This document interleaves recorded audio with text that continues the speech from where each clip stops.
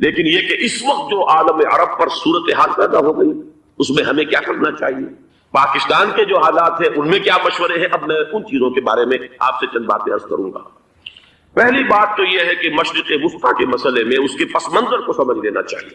ہمارے بہت سے احباب جو ہیں وہ فوری طور پر وقتی صورتوں کو، جیسے کہ حالات و واقعات ہوتے ہیں، صرف انہی کے اعتبار سے رائے قائم کرتے ہیں، چیزوں کا پس منظر جو ہے نگاہوں کے سامنے رہنا چاہیے۔ اس صدی کا ایک مختصر سا نقشہ ذہن میں رکھیے، یہ 20ویں صدی کے آغاز کے وقت، جسے ہم پورا کہتے ہیں مڈل ایسٹ، بلکہ صرف مڈل ایسٹ نہیں، پورا شمالی افریقہ سلطنت عثمانیہ کا حصہ تھا، خلافت عثمانیہ، لیبیا، الجزائر، مصر، پورا حجاز، یمن، پورا عراق، شام، اور یہ شام ہی کے حصے ہیں در حقیقت، اردن اور لبنان، یہ سب، یہ شام عرب، عراق عرب، یہ پورا علاقہ خلافت عثمانیہ یہ اس کا حصہ تھا۔ پہلی جنگ عظیم میں انگریزوں نے عربوں کو بغاوت پر آمادہ کیا، غداری پر آمادہ کیا، انہوں نے خلافت عثمانیہ کے خلاف بغاوت کی، بیج بوئے ان کے دلوں کے اندر نفرت کے، ابھارا انہیں، تم ترکوں کے غلام کیوں ہو، تمہیں خود حاکم ہونا چاہیے، تم کھڑے ہو جاؤ، ہم مدد کریں گے، تم بغاوت کرو،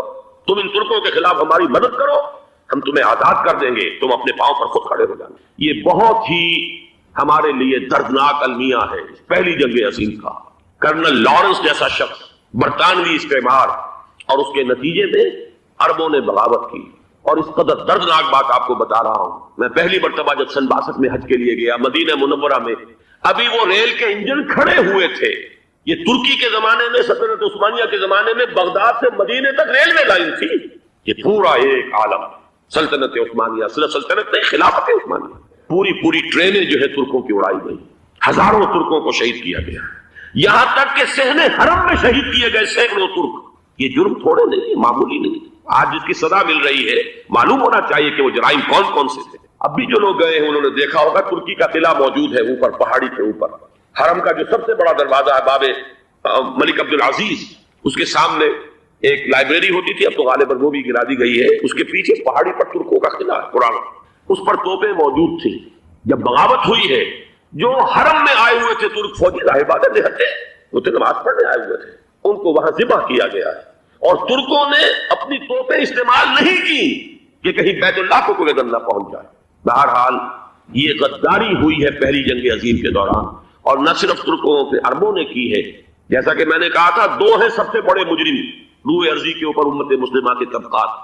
ہمارا پنجابی سپاہی بھی جا کر انگریزوں کی مدد کر کے ایلن بی کو قبضہ جو لے کر دیا بغداد کا، اس میں ہمارے مسلمان پنجابی سپاہی بھی شامل۔ یہ خون چکاں باب ہے ہماری تاریخ کا اس صدی کا۔ لیکن اس کے بعد سلطنت عثمانیہ کے ٹکڑے ہو گئے، چیچڑے ہو گئے۔ ایک انگریز نے لکھا ہے یہ جملہ، ذہن میں بجھا ہوا جملہ، کہ تاریخ میں یہ بات ثبت ہو جائے گی کہ ایک انگریز نے اس سلطنت کے ٹکڑے کر دیے کہ جو عمر فاروق نے قائم کی تھی رضی اللہ تعالیٰ عنہ۔ یہ پورا عالم، یہ تمام علاقہ کس نے فتح کیا؟ یہ بات ہاتھ بدل گئے تھے، پھر ترک آ گئے، خلافت عثمانیوں کے پاس چلی گئی، لیکن یہ سلطنت تو حضرت عمر رضی اللہ تعالیٰ عنہ کے زمانے سے چلی آ رہی تھی۔ اس کو ایک انگریز کرنل نے، اور اس نے بغاوت میں آمادہ کر کے عربوں کو اور ترکوں کے پیٹھ میں چھرا گھپوا کر ان کے ذریعے سے اور ٹکڑے کر دیے۔ لیکن جب جنگ ختم ہوئی، اب انہوں نے کہا کہ اب ہمیں آزادی دیجیے، تو اب انہیں معلوم ہوا کہ غداروں کو دنیا میں کیا ملتا ہے، ٹکڑے کر دیے گئے۔ یہ حصہ عراق یہ انگریز کے پاس رہے گا، شام کا یہ علاقہ یہ فرانسیسیوں کے پاس رہے گا، مصر پر انگریزوں کا تسلط رہے گا، لیبیا اطالویوں کے پاس رہے گا، لے دے کر یہ جو علاقہ تھا حجاز، تو کہ وہاں کچھ تھا ہی نہیں، بوادٍ غیر ذی زرع، یہ عربوں کے پاس چھوڑ دیا گیا۔ اس وقت جو بادشاہ ہیں شاہ حسین اردن کے، ان کے دادا سب سے بڑے غدار وہی تھے، لہذا ان کو اس علاقے کی بادشاہت دے دی گئی۔ اس کے بعد نجد سے تحریک اٹھی ہے، وہ سعودی جو خاندان ہے وہ نجد سے اٹھا۔ نجد میں اس وقت کچھ بھی نہیں تھا، وہ تو صرف ریت کے تودے تھے اور کچھ بھی نہیں، لہذا ادھر کسی استعماری قوت کو دیکھنے کی ضرورت ہی نہیں تھی۔ وہ تو بعد میں تیل برآمد ہوا اور اس کی حیثیت ہو گئی، اور یہ امارات کا علاقہ جو ہے اس کی دنیا میں اب گویا کہ یوں سمجھیے کہ جو سب سے زیادہ اہم علاقے ہو سکتے ہیں روئے ارضی کے نقشے پر، ان میں سے ایک وہ ہو گیا۔ لیکن یہ اس وقت کی بات میں کر رہا ہوں، کوئی حیثیت نہیں تھی، لہٰذا اس کو چھوڑ دیا۔ یہ ہے تاریخی پس منظر، یہ لکیریں جو کھینچی گئی ہیں، یہ ایک ملت اسلامیہ کو جو قومیتوں میں تقسیم کیا گیا، پھر نعرے لگوائے گئے، المصر للمصریین، الشام للشامیین، اب شامی ایک علیحدہ قوم ہو چکے ہیں، مصری ایک علیحدہ قوم ہو چکے ہیں، عراقی ایک علیحدہ قوم ہو چکے ہیں. یہ ساری تقسیمیں استعمار کی پیدا کرنا ہے، اس کا کوئی تعلق اسلام کے ساتھ نہیں. اب ضرورت تو اس بات کی تھی کہ استعمار کے پنجے جب یہاں سے کچھ ہٹے، دوسری جنگ عظیم کے بعد ایک دور آیا، امریکہ ابھرا ہے دنیا کی عالمی سطح پر سیاست میں، اس کے ہاں کچھ آزادی کے تصورات تھے، اس نے بھی سپورٹ کیا. برطانیہ کمزور ہو چکا تھا، وہ اتنے بڑے علاقے کو ہولڈ نہیں کر سکتا تھا. ہندوستان بھی آزاد ہوا، پھر یہ کہ اور دوسرے علاقوں سے بھی اس کو پسپائی اختیار کرنی پڑی.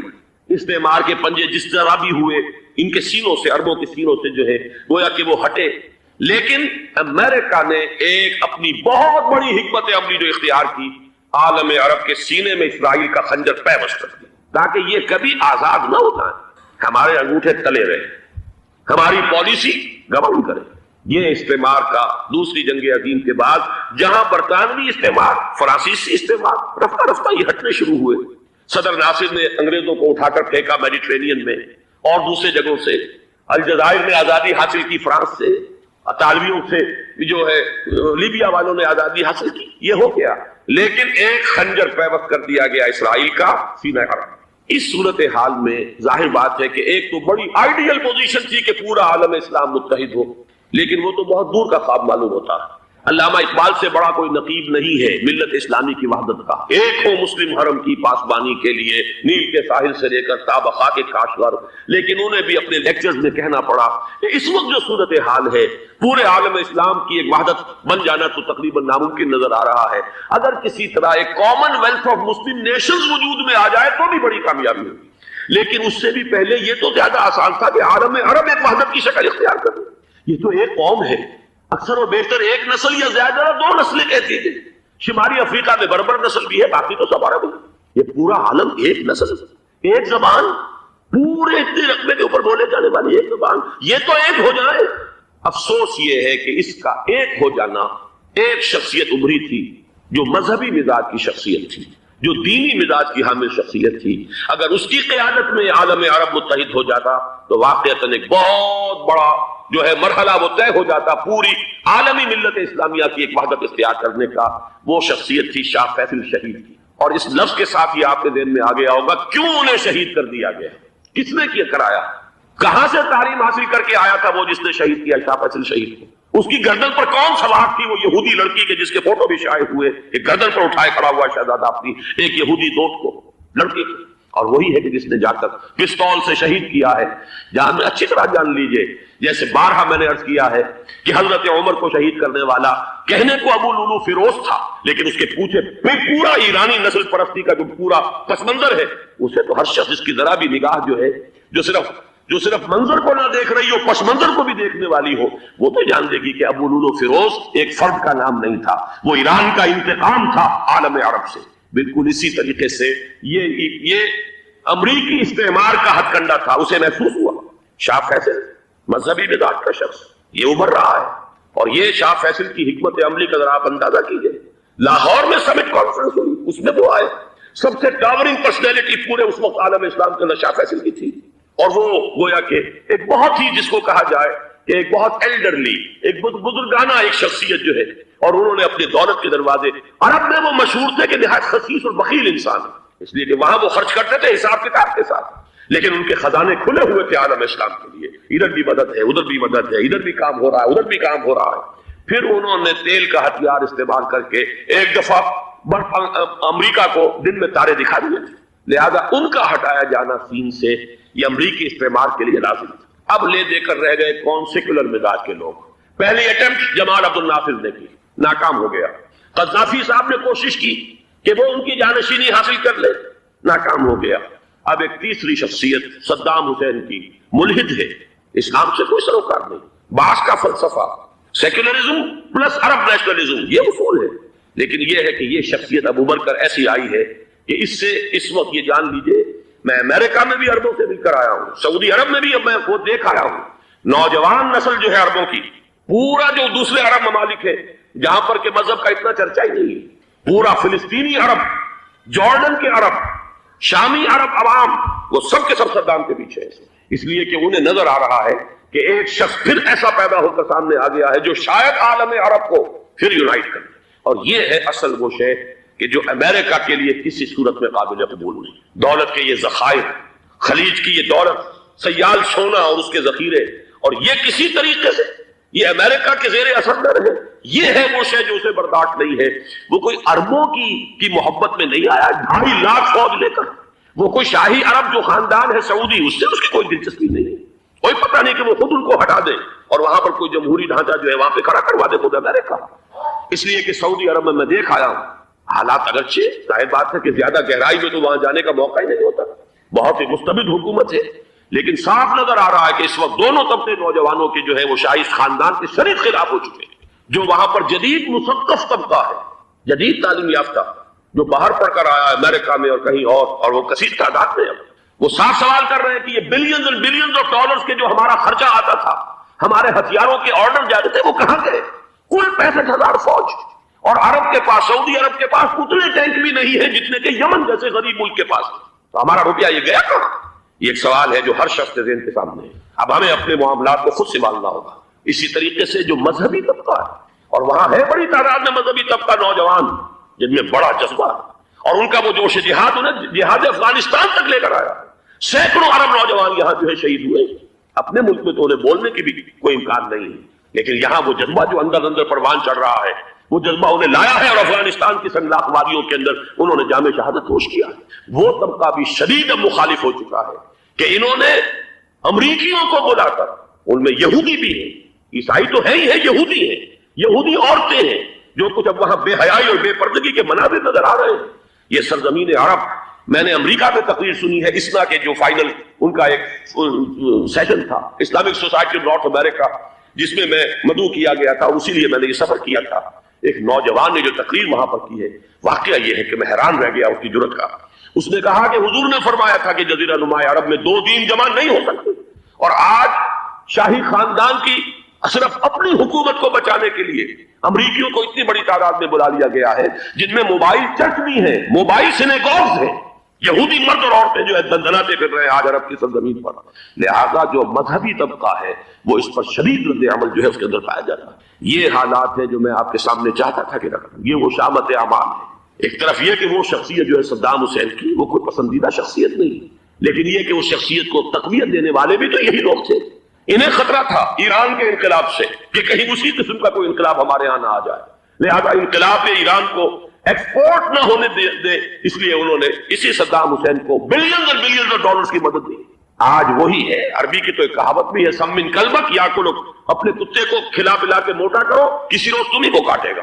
آج وہ تو انہیں کاٹتا، لیکن یہ کہ اس کا جو علاج تجویز ہوا ہے وہ انتہائی خوفناک ہے.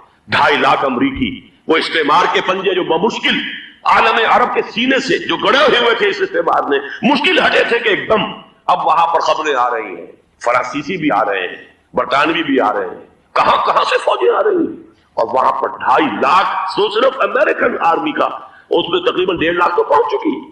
اور جو بھی ہوگا وہاں پر، جیسا کہ میں نے عرض کیا ہے، اس قدر خوفناک سین ہے. میں نے بہت سے حضرات واقف ہوں گے، کئی مرتبہ میں نے حوالہ دیا ہے مولانا سید حامد ضیاء رحمہ اللہ کا. انہوں نے ایک دفعہ مجھے بتایا تھا کہ احادیث میں جو قرب قیامت کے حالات و واقعات کی پیشن گوئیاں ہیں، ان میں یہ ہے کہ وہ جو آخری جنگ ہو رہی ہے جو کہ دجال کے خلاف ہوگی مسلمانوں کی، اور جس میں کہ حضرت مسیح علیہ السلام کا نزول ہوگا، جس کے سلسلے میں اس سے پہلے ایک جنگ ہوگی بہت خوفناک، بہت خوفناک. اور عجیب الفاظ ان کے یہ تھے کہ اس میں ایک طرف مسلمان اور عیسائی اور یہودی تینوں ہوں گے. یہ بات سمجھ میں نہیں آتی تھی کہ مسلمان اور یہودی ایک جگہ کیسے جمع ہو سکتے ہیں. آج وہ نقشہ نظر آ گیا. آج اسرائیل، امریکہ، سعودی عرب اب یہ ایک ہے. بلکہ چلتے آئیے، مصر، اسرائیل، سعودی عرب اور جو بھی ان کے حواری ہیں وہ سب ایک صف میں کھڑے ہیں، اور ان کے اوپر سیادت کس کی ہے؟ امریکہ کی. وہ نقشہ آ گیا ہے. اور اس جنگ کے سلسلے میں مولانا حامد میاں رحمہ اللہ نے مجھے بتایا تھا کہ حدیث میں الفاظ آئے ہیں، اتنے لوگ ہلاک ہوں گے، اتنے لوگ ہلاک ہوں گے، اتنے لوگ ہلاک ہوں گے کہ ایک پرندہ سینکڑوں میل تک اڑتا ہوا چلا جائے گا اور اسے سوائے لاشوں کے اور کچھ نظر نہیں. یہ نقشہ خاکم بدہن تلا ہوا ہے، کھڑا ہوا ہے. جو بھی ہوگا کیمیاوی جنگ، کیمیاوی کیمیکل وارفیئر، اور پھر ایٹمک وارفیئر، جس کی کھلی دھمکیاں دی جائیں. کبھی کوریا کے بارے میں اندیشہ تھا کہ یہ درندے خدا کی دھرتی کو، کوریا کی غریب بستی کو ناگاساکی بنا کے چھوڑیں گے، ہیروشیما بنا کے چھوڑیں گے. آج وہ صورتحال جو ہے عالم عرب پر، heart of the Arab land, اس پر یہ صورتحال بالکل تلی کھڑی ہے۔ اس میں ہمیں کیا کرنا چاہیے؟ میں نے یہ چاہا کہ پورا پس منظر آپ کے سامنے، صرف وقتی سا کوئی ایک نعرہ، وقتی سی کوئی ایک خبر، اس کے حوالے سے ایک جذبات کا معاملہ، پورا ایک پس منظر سامنے رکھیے۔ اب وہ آپ کو شاید میری باتیں جو ہیں وہ سمجھ میں آ جائیں۔ نمبر ایک، ہمیں کسی صورت اس جنگ میں امریکہ کے گھڑے کی مچھلی نہیں کرنا چاہیے۔ امریکہ اسلام کے تحفظ کے لیے نہیں آیا، امریکہ حرمین کی حفاظت کے لیے نہیں آیا، امریکہ اپنے مفادات، عالمی مفادات کے تحفظ کے لیے آیا، اور زیادہ سے زیادہ آپ کہہ سکتے ہیں کہ وہ سعودی شاہی خاندان کی حفاظت کے لیے آیا۔ اور بڑا عمدہ مضمون چھپا تھا پچھلے، بلکہ ابھی تک تو وہ تازہ ہی ہے جب تک نیا نہیں آتا، ندا میں، جس کا عنوان تھا اربوں کا چھڑا اور اربوں کا گدا۔ سارے پیسے بھی انہیں سے لے رہے ہیں۔ $12 بلین کا ایک چیک لے کر گیا جیمز بیکر۔ اندازہ تو کیجیے دنیا کہاں سے کہاں پہنچ گئی۔ محو حیرت ہو کہ دنیا کیا سے کیا ہو جائے گی۔ 2 ماہ قبل اس کا تصور نہیں ہو سکتا تھا۔ اتنی بڑی قوت امریکہ کی، تباہ کن قوت، اور جمع ہو جائے گی عرب کے اندر۔ لیکن یہ کہ وہ کاسٹ بھی اربوں ہی کی ہوگی، انہی کا چھڑا انہی کا للا۔ ہمیں کرنا یہ چاہیے، اللہ تعالی ہماری حکومت کو، ہمارے سیاستدانوں کو، ہمارے ذمہ دار لوگوں کو ہدایت دے، وہ امریکہ کے گھڑے کی مچھلی نہ بنے۔ اس کے تحفظ کے لیے یا شاہی خاندان کی حفاظت کے لیے بہت کچھ انہوں نے عیش کر لیے، کافی عیش کر لیے۔ باقی یہ کہ اب جو کچھ ہونا ہے وہ ہونا ہے۔ ہر